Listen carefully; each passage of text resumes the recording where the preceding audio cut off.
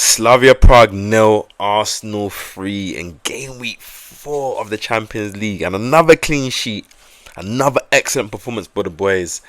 And in a game where we're missing a lot of players, probably the perfect game. The perfect game. Early penalty from a barrage of corners after Slavia started the game well, but Arsenal came out, were able to wrestle control, and a lot of corners, especially from Saka's side, and a penalty for a handball. And in Europe, they give a lot of these penalties for handballs, and we get that penalty early. Saka slots it away perfectly, and that penalty settles Arsenal, and we control the game from that point on.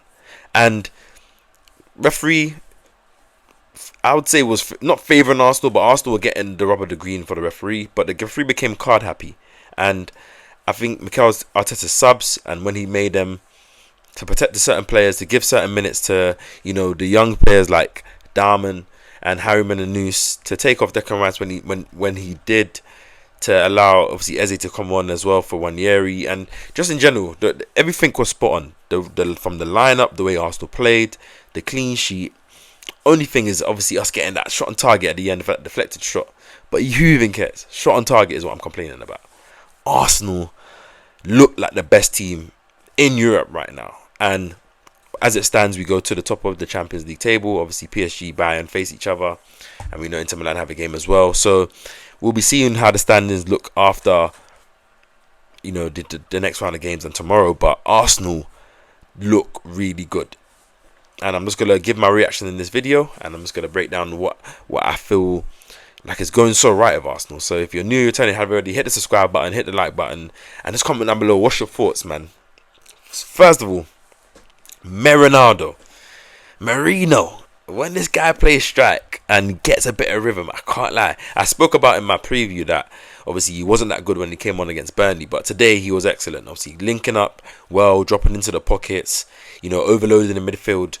Slavia couldn't really mark him, couldn't really get around him. His touches were good, his hold-up play was good, and obviously second half starts. Obviously Arsenal have the 1-goal lead. We dominate the first half, especially after we get the penalty and the goal. Didn't really fashion too many chances. Most of our shots were coming from Saka, who was very, very good in this game outside of his penalty, of course, taking on his man, getting a lot of shots on goal, and Arsenal are playing well. But second half starts now, and there's a bit of good play from Arsenal. Goes down the left hand side. The ball makes its way down the left hand side. Trossard puts an amazing ball into the box, and Merino, a lovely finish, a striker's finish, and his finishing is amazing, as we already know. Puts it into the bottom corner, makes it 2-0, and we already know at 1-0 the game was sealed, but 2-0, job done. And obviously Arsenal are cruising from there, making squeezing the pitch up. Slavia Prague can't really come out. Arsenal are just constantly probing, and another player who I'm going to say probably is the man of the match outside of Merino, who probably will get the man of the match for his 2 goals, is Declan Rice. This was another virtuoso performance from Declan Rice. Right now, he's operating at a level. I know people talk about Caicedo, and Caicedo was excellent against Spurs on the weekend. Probably one of the best performances this season in the Premier League. But Declan Rice, what he's doing and what he's operating right now, that this is the best midfielder in the Premier League, and one of the best midfielders in the world, because not only set pieces, which obviously contributes to why he's so dangerous, but just overall his ability to cover every blade of grass. He's becoming way more progressive with his passes. He's more comfortable receiving the ball back to goal, from this as a 6, as a 8, between the lines, and he's learning to kind of get on the ball and dictate things a lot, switching the play out to Saka, playing lovely. He had a moment in the first half, I think it was a nice little through ball, kind of curved through ball into Saka, who got the right footed shot, but obviously didn't have that much power in the shot. Second half now, he's the one that gets the assist for Merino. Second goal, lovely pass with that whipped technique that he does, similar to his corners, similar to his set pieces and his free kicks, and similar to this one. Puts it on the plate, and Merino, credit to him, puts his head there, keeper's rushing out, gets there first, meets it obviously backwards, and puts it into the back of the net. And 3-0, job done. Mikel makes some subs, puts on Max Darnham for, I think it was Trossard. He puts on Ben White for Timber. He puts on Lewis Skelly for Hincapié, who Hincapié was very, very bright today. So was Timber. Obviously getting forward, both of them. Interesting, Hincapié was playing left back today. looked free, was very comfortable on the ball, beating his man. Obviously, he could have done a bit better with his crossing, but overall, his in possession was calm. When Norgard was on the pitch, was very calm and collected. We had no Zubimendi today, obviously, because of his suspension, but we didn't miss Zubimendi essentially because of how Norgard played. And then, obviously, Max Dunham comes on already, winning fouls, getting fouled, doing Max Dunham type things. And obviously, he's now the youngest player, I think, ever to make his Champions League debut.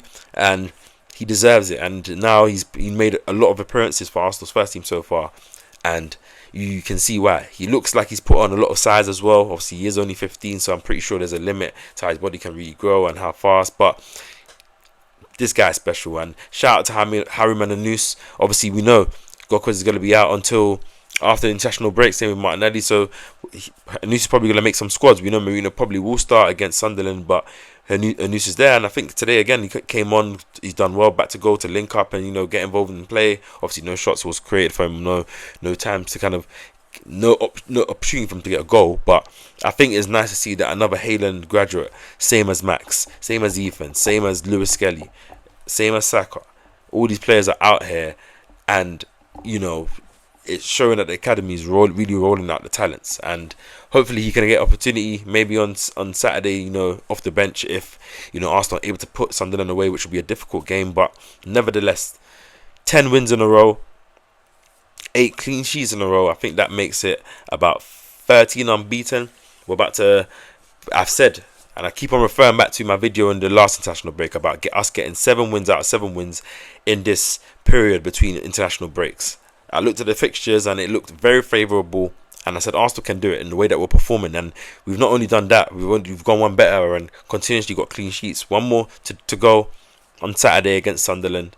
Obviously, fingers crossed that nobody has come out of this game injured or with any muscle tightness or anything that seems to be the trend coming out of Arsenal. Hopefully, we have a couple of players back. We know Zubimendi will be back on Saturday. Do we have anyone else back? I doubt. Obviously, Martinelli and Gokras, they're not going to be back. I doubt the other 3 in terms of Havertz, Madueke, and Odegaard will be back before the break. Arsenal won't risk that. Just hopefully everyone's fit. We can take the squad over to Sunderland, try and get that win. Secure ourselves at the top of the league with City and Liverpool playing each other, and really put on that pressure. This team really looks good. I got to give a lot of credit to Mikel Merino. He's getting a lot of decisions right.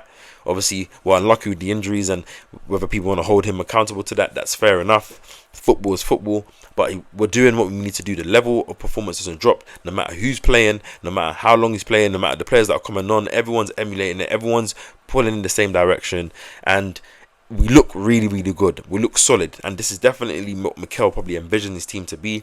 And we still have so much to add with the attacking players to add to this team, man.